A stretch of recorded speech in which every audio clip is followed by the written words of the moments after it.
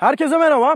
Bugün 1994 model Cadillac Seville STS modeliyle birlikteyiz. Bu araç Cadillac için önemli bir araç. Neden derseniz Avrupa'yı özellikleri var. İspanya'nın Sevilla diye bir kenti var. İşte aynen ismini oradan alıyor. İşte biz Sevilla diye okunuyoruz ama bu aracın İngilizce okunuşu Seville tarzında. İlk olarak da 1975 yılında bir model olarak kullanılmaya başlanıyor. Daha öncesinde Cadillac Seville adını kullanıyor. Biliyorsunuz bir efsane bir araç var. Eldorado 59. O araçta bir aksesuar paketi adıyla kullanılıyor. İşte Cadillac Eldorado Seville şeklinde. Daha sonrasında 1975 yılında direkt model adı olarak kullanılmaya başlanıyor. Birinci jenerasyonuyla. O aracın genel tasarımı bu bildiğimiz sabun kalıbı gibi olan Amerikan tasarımlarıyla hemen hemen aynı. Daha sonrasında ikinci jenerasyonda bayağı bir değiştiriyorlar aracı. Yine önü benzer ama arkasını ciddi şekilde değiştiriyorlar. Üçüncü jenerasyonda ise boyutları aracın oldukça küçülüyor. Daha derli toplu, basık, böyle sıkı bir araç haline geliyor. Daha sonrasında dördüncü jenerasyonda işte bu gördüğümüz araç ortaya çıkıyor. 1992 ile 1997 yılları arasında üretiliyor. Tasarım anlamında yine Avrupa'yı özelliklere kavuşuyor. Ve döneminde de işte Mercedes'in W140, BMW'nin de E38 kasa 7 serisiyle rekabet eden bir araç oluyor. Bunun yanında Lexus'un da mesela çeşitli modelleriyle yine bu F segmentindeki araçlarıyla rekabet ediyor. Genel tasarımı itibariyle gerçekten hoş bir araç. Amerikan geleneklerini de korurken bir yandan da bu Avrupa ve Japon araçlarına da göndermelerde bulunan çeşitli detayları mevcut. Tabii bizim aracımızda bazı ilginç detaylar da var. Örneğin işte şurada gördüğümüz gibi mesela altın detaylar var. Bunlar sonradan yaptırılmış. Jantlarda da var. Krom jantları var. Ama şöyle olmuş. Cadillac'ın kendi donanım paketinde böyle doğrudan altın kaplamalar yokmuş. Ama mesela aksesuar olarak sunuluyormuş yüksek fiyatlara. 24 karat altın bunlar. Aracın ilk sahibi bu detayları bu şekilde kaplatmış. Türkiye'de yapmış bu işi. Çok da ilginç olmuş. Yani böyle nasıl anlatayım? Hani Hindistan'da falan olur. Şöyle bir gülerler. Bütün dişler böyle altın görünür. Öyle bir detay değil. Böyle güzel bir altın kolye, güzel bir altın yüzük takmış gibi. Böyle altının kadına yakıştığı gibi bu araca yakışmış. Benim hoşuma gitti açıkçası. İnce detaylar olmuş. Mesela rengi de oldukça güzel. İnci beyazı dediğimiz bu sedefli beyaz bir renk. Bence bu kasada Cadillac'ın bu 4. jenerasyon Seville kasasına en yakışan renk de bu diye düşünüyorum. Aracımızın 4. jenerasyon olduğundan bahsettik ve 97-98 yıllarında üretimi bitiyor. Ondan sonra da bu sefer 5. jenerasyonu üretilmeye başlanıyor. O da 2004 yılına kadar devam ediyor ve tipi de hemen hemen bu araçla aynı. Yani çok ciddi bir şekilde daha önceki jenerasyonların her birinde tasarım değişikliği yapılırken 4 ile 5 arasında önemli bir değişiklik yapılmamış. Bu da demek ki bu aracın tasarımı genel olarak yani 4. jenerasyonun tasarımı fazlasıyla sevilmiş. 5. jenerasyondan sonra da artık Seville adını kaldırıyor Cadillac ve STS SLS olarak devam ediyor seriye. Yani son olarak 2004 yılında yaklaşık olarak üretiliyor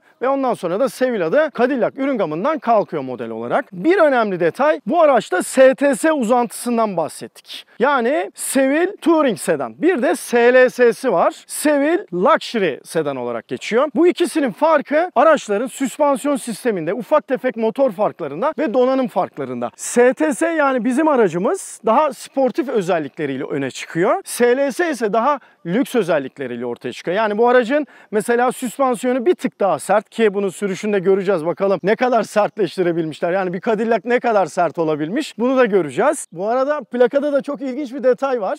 Uzaktan kumandayla bastığınız zaman bakın bu açılabiliyor. Sonra da isterseniz bunu kapatabiliyorsunuz. Cadillac yazısı çok güzel. Ona da dikkatinizi çekerim. Yine altın kaplama yapılmış. Gördüğünüz gibi. Her şey otomatik bir şekilde halloldu uzaktan kumandayla. Şimdi hemen bir de yan tarafa geçelim isterseniz bakın. Oldukça şık bir tasarımı var. Kocaman bir araç. 5.1 metrenin üzerinde. Şöyle bakıyorum ama yani bu renk, bu genel tasarım bu araca o kadar fazla yakışmış ki ve 94 model bir araçtan bahsediyoruz. Bana sorarsanız böyle 2000'li yılların bir modeli gibi gösteriyor kendini. Aracımızın arkası da bu şekilde. Bakın en dikkat çekici noktalarından bir tanesi bu arkadaki uzun fren lambası. Biliyorsunuz Amerikan araçlarının oldukça gelenekseldir. Birçok modelde böyle uzun arkaya cama bir şekilde koyarlar. Stop lambaları ön taraf ile uyum içinde. İkisi de köşeli hatlara sahip 90'lı yılların tasarım detaylarını yansıtıyor. Egzozlara dikkatinizi çekerim. Yine altın kaplama ve çok şık bir şekilde duruyor. Burada motor özelliklerinden bahsetmiş. Aracın arkasını gördük. Bagajını da görmeden geçmeyelim. Merak ediyorsunuz biliyorum arkadaşlar. Hatta burada bakın anahtarı da yanımda. Şöyle göstereyim. Anahtarları da böyle altın kaplatmışlar arkadaşlar. Böyle de güzel. Evet. Cüzdanı da çok hoş. Burada basıyorsunuz. Tık açılıyor. Çok büyük bir bagaj değil. Burada bakın yedek lastiği var ve simit lastik, küçük lastiklerden. Ama hani o Amerikan araçlarının ya işte buna kaç ceset sığar falan gibi deyimine uygun değil. Yine Avrupalılaştırılmış, o segmente uygun bir bagaj hacmi. Şimdi kapatayım bakın, vakumlu. Onu da göstereyim. Böyle yapıyorsunuz. Ve çekti. Şimdi isterseniz bir motorumuza bakalım. Oldukça güzel, modern ve Avrupa'yı bir motorumuz var arkadaşlar. V8 motorumuz, bizim de adımızı taşıyan, bizim de adımızı aldığımız motorlar işte bunlar. Ancak önemli bir fark var arkadaşlar. Bu gördüğümüz motor öyle geleneksel bir Amerikan V8 motoru değil. Neden derseniz üstten çift egzantrikli bir motor. Amerikan motorlarını hep bahsediyoruz. Nasıl oluyor? Hatta günümüzde Corvette vesaire birçok performanslı Amerikan motorunda hala bloktan egzantrikli motor kullanıyor. Ve de V motorlarımız ortada bir tane egzantrik mili var. İşte bu egzantrik mili bu araçta tam 4 tane. Üstten çift egzantrikli. Biz bu motorlara Avrupa ve Japon araçlarından fazlasıyla aşinayız biliyorsunuz. Ve Sevil modelinde nasıl ki Avrupa'yı ve Japon modeller hedeflenmişse motoru da ona göre yapılmış. Üstten çift egzantrikle 32 tane sübap var. Yani silindir başına 4 adet sübap var. Tabii bir de şöyle güzel bir detay var. Değişken sübap zamanlaması bile var bu motorda. Hem yakıt tüketimini biraz düşürebilmek hem de performansı farklı devirlerde, farklı şekillerde alabilmek için böyle güzel bir motor tasarlamışlar. Yaklaşık da 305 PS güce sahip. Maksimum torku da 400 Nm. Şöyle önemli bir detay var. Zaten birçok arkadaşımızın dikkatini çekmiştir. Motorun konumu şu şekilde konumlandırılmamış. Yani uzunlamasına değil enlemesine konumlandırılmış bir motor. O da aracımızın zaten önden çekişli olduğunu net bir şekilde gösteriyor. Karşımızda önden çekişli bir Cadillac modeli mevcut. Tabii buna sürüşü sırasında tecrübe edeceğiz. Bakalım bu nasıl bir tepki verecek? Normal arkadan çekişe göre nasıl bir his uyandıracak? Hep beraber göreceğiz arkadaşlar. Ama isterseniz İlk olarak sürüşümüze geçmeden önce bir motor sesimizi dinleyelim.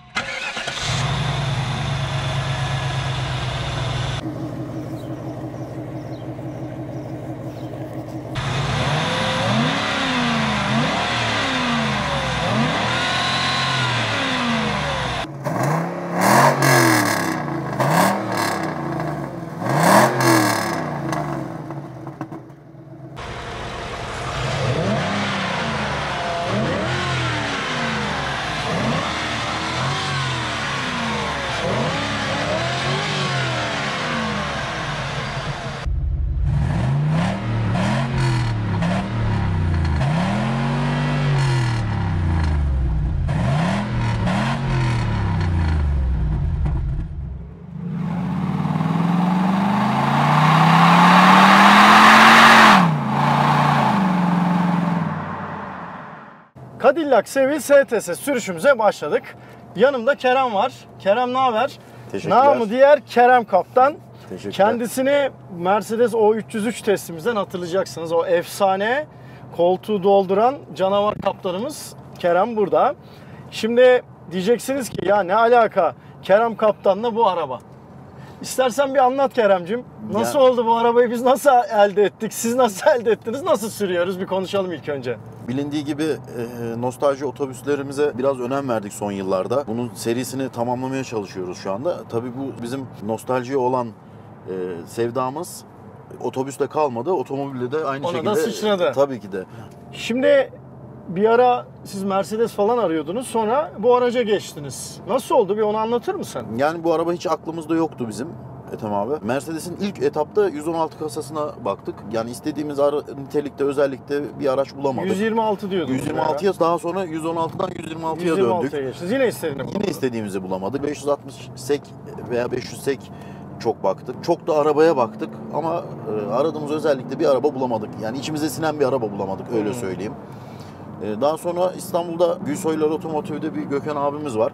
Sağ olsun o vesile oldu. Selam olsun buradan kendilerine. Bu aracı almamızda büyük faydası var. Daha doğrusu arabayı aldım gelin alın dedi. Hani bize hiç sormadı bile. Bu arabanın bize gelmesi bu şekilde oldu. Çok da iyi oldu. Çok da memnunum. Bu arada yaklaşık 58-60 bin kilometre civar. Yani 36 bin milde arkadaşlar araba. Ve ilk sahibinden dediğin gibi gelmiş. İlk günkü kondisyonunda duruyor. Mesela şurada güzel bir yer var. Bir basmak istiyorum Kerem izninle.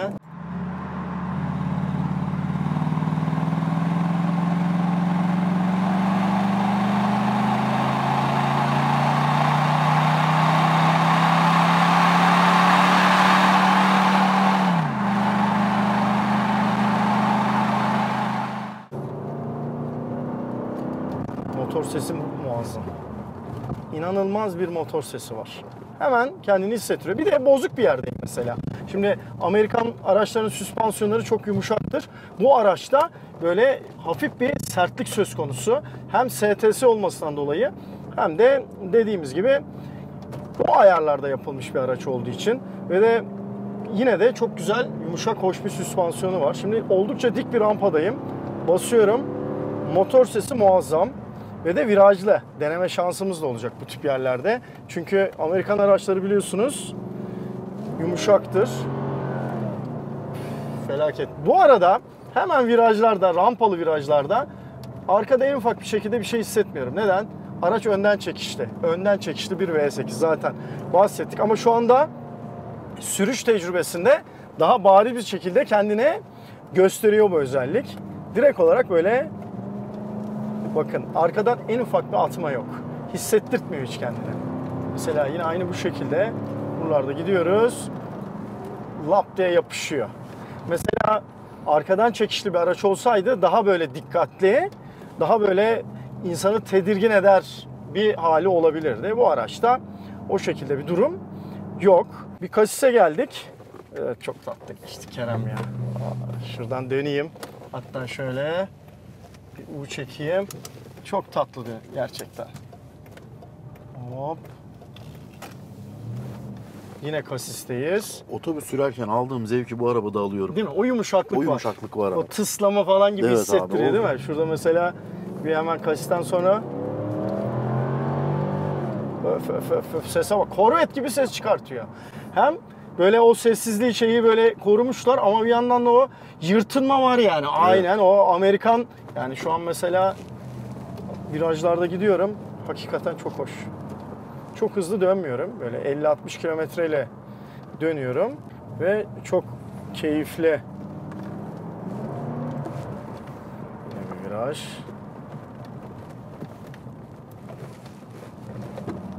Şurada da bir yardıralım mı sesi? Arkada nasıldı şimdi o egzoz sesi?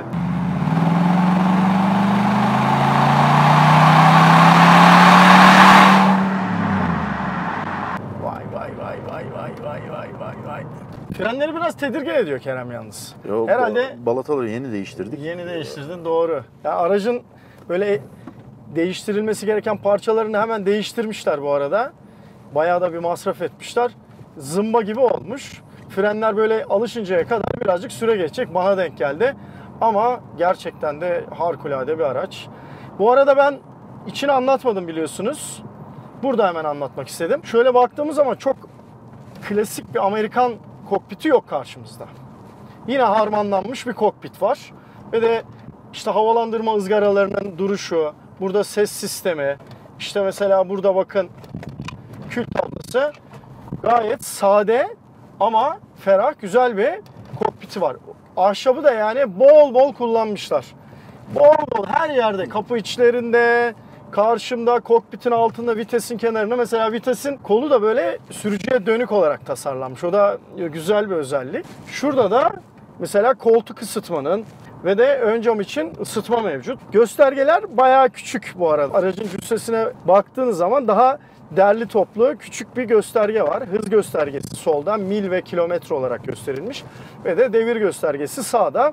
Dijital göstergelerin altında da bu gördüğümüz çeşitli işte ekranla alakalı ve buradaki çeşitli düğmeler var. Onlar tipik Amerikan bu arada görünüm olarak. El freni de sol tarafta ayakla. O da bir klasik Amerikan geleneği. Aynen onu da görüyoruz. Mesela şurada Cadillac yazısı çok güzel görünüyor. Altında da bir önceki sahibi bu altın süslemelerine ithafen Gold Edition diye kendisi koymuş. Öyle bir şey aslında orada yok. Onu da belirtelim. Öyle bir detay yapmış. Onun üstündeki ama Cadillac yazısı ahşabın üstündeki muazzam bir şekilde güzel görünüyor. Direksiyon da çok hoş. O da geleneksel bir Amerikan direksiyon görünümünde. Derileri daha pırıl pırıl. Çok hoş. Kapı içleri de aynı şekilde yine geleneksel. Şimdi ben biraz arkanın keyfine almak istiyorum. Kerem Kaptan senden ricam ben arkaya geçeceğim. Tabii. Sen direksiyona geç istersen. Tabii. Olur mu? Tabii ki. Şimdi de arkadayım arkadaşlar. Cadillac konforunu arkada hissetmek için geçtim. Kerem Kaptan da direksiyonda. Çok yakıştın bu arada yani böyle Çok teşekkür ederim. gömlek rengin bile ayrı güzel olmuş ya Kerem Kaptan. Çok Gold hoşuma Edition'a gitti. biraz uyum sağlamak istedim Evet ben de bu biraz. arada bakın bunu açmadan ben edemeyeceğim. Arkada bir kol dayama var. Şöyle arkama yaslanıp gidiyorum. Yani motorun sesi o kadar tatlı bir şekilde geliyor ki böyle hırıltı gibi, ninni gibi geliyor. O insanı rahatlatıyor. Yani V8'in sesi arkadaki böyle egzoz homurtusuyla birlikte çok güzel böyle harmanlanmış bir şekilde geliyor. Bindiğim zaman dikkat ettiğim konu aracın derileri. Tipik Amerikan derilerinden. Hatta koltuk tasarımları da öyle. Ve konfor da STS versiyonunda daha sert olmasına rağmen SLS'ye göre bu araçta yine de güzel. Mesela şimdi böyle hafif bozuk bir yerden geçtik. Bayağı bozuk aslında. Öyle tıkır tıkır böyle yine o gemi hissi, bütün Amerikan araçlardaki gemi hissini bana pat diye hissettirdi. Mesela daha böyle kısa stroklu yerlerden geçiyoruz. Yaylanma şeklinde değil. Oralarda mesela bu aracın süspansiyonunun nispeten daha sert olduğunu hemen hissettiriyor. Onu da söyleyeyim. İçinden bahsetmiştik önde. Bir de arkada bahsedelim. Mesela havalandırmaları koymuşlar. Burada içlerde işte kapı açma, kilitleme ve kül tablası ve cam açma gibi donanımlar mevcut. Ahşaplar aynen yine devam ediyor. Bakın çok da şık ahşaplar bu arada. İç kısımlar da böyle deri benzeri bir vinil malzemeyle kaplı. Altları da halı. Dokuları da çok güzel. Burada daha sonradan yapılmış böyle yastıklar koyulmuş. Cadillac yastıkları gibi. Kerem Kaptan şöyle rampaya da geldik. Hem virajlı hem de böyle sesini duyabileceğimiz performanslı bir kullanım yap bize. Şöyle bir hissettir Tamam. bakalım Cadillac'ı ya.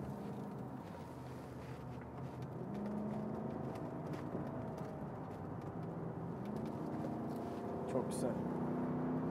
Şu motor sesi bambaşka bir şey gerçekten de.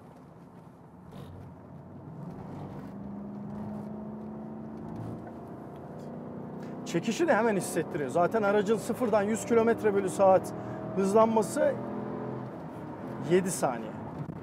7 saniye de hiç fena bir değer değil. Sonuçta ağır bir araba, büyük bir araba ve de atmosferik beslemeli bir V8 motora sahip. 300 PS. Turbo besleme olsa işler bambaşka olur ama işte bu atmosferin doğrusal hızlanması da ayrı bir tat veriyor insana. Yine o kasisten geldik. Giderken öndeydim. Şimdi daha da yumuşak bir şekilde hissettim doğal olarak. Buradan şimdi dönüyoruz. Aynı yol. Bir daha kasisten çıkıyoruz. Şurada bir hızlan bakalım kasisten çıkınca ya Kerem Kaptan. Abi. Şu 7 saniye hızlanmayı bir görelim bakalım nasıl hissedeceğiz.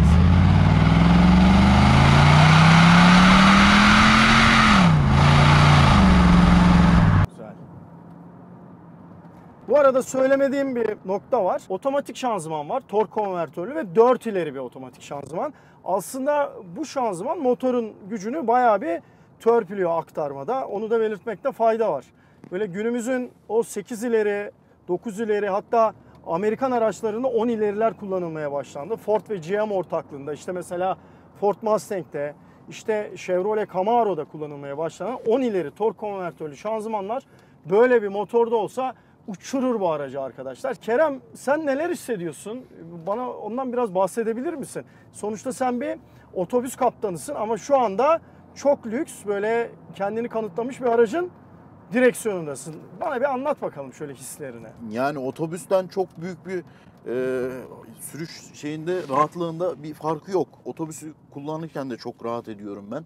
Normal otomobillerden daha çok rahat ediyorum otobüs kullanıyorken. Bunda da o hissi tamamıyla verdiriyor yani bana. Araç büyük tabii. Araç büyük. Hızlanması da şimdi yeni çıkan otobüslerimiz gerçekten hızlanması çok seri bir şekilde aynı tadı veriyor yani bana. Evet çok güzel. Bunda da. Başka mesela konforu konusunda Konfor otobüslerde da- de böyle tıslaya pıslaya gideriz Evet, ya. evet. Bunda nasıl hissediyorsun Bu Amerikan mesela? Amerikan arabalarında gerçekten Değil mi? böyleymiş yani bunu yeni öğrendim ben. Evet. E, Tadı bir farklı, bir otobüsün o güzel yaylanma karakteri bu Amerikan araçlarında da var. Gemi Evet. gibi böyle yaylanı işte salına salına gitmeler falan. Bu arada şunu da belirtmeden geçmeyeyim. O303 testimizde kullandığımız otobüs biliyorsunuz ESADAŞ firmasına aitti. Bu araç da kendilerine ait. Bizle paylaştılar. Güzel bir araç bulmuşlar. Klasikleri bir şekilde otomobille de devam ettiriyorlar. Otobüs sevdalarının yanında. O yüzden paylaştıkları için bu aracı kendilerine ESADAŞ'a teşekkür ediyoruz. Bizi de izlediğiniz için arkadaşlar teşekkürler.